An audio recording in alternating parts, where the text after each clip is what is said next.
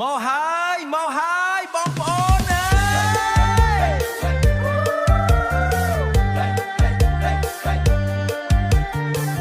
រួមគិតត្រឹមឆ្នាំថ្មីជាមួយខ្ញុំបាទថាន់ដាលើកដៃសំពះសួស្ដីឆ្នាំថ្មីថាន់ដានាំក្តីសុខជូនដល់ប្រុសស្រីស្លៀកពាក់បំពាក់តាមបែបប្រពៃណី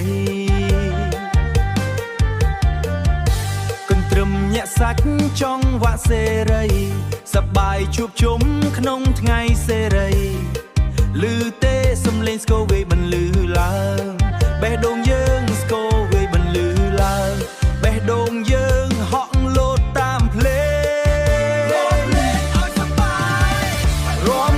ថាន់ដារំជាមួយខ្ញុំទាំងអស់គ្នា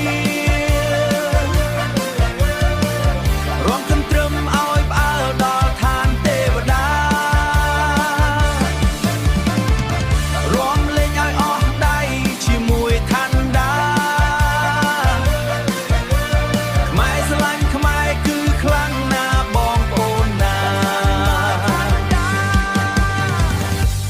សាមគ្គីភាពគឺជាកម្លាំងដៃកាន់ដៃមិនឲ្យបែកបាក់ឡើយដៃកាន់ដៃមិនឲ្យបែកបាក់ឡើយខ្មែរជួយខ្មែរក្នុងគ្រាមានភ័យខ្មែរជួយខ្មែរក្នុងគ្រាមានភ័យញញឹមស្រស់ស្រាយក្នុងដួងចិត្តថ្លៃ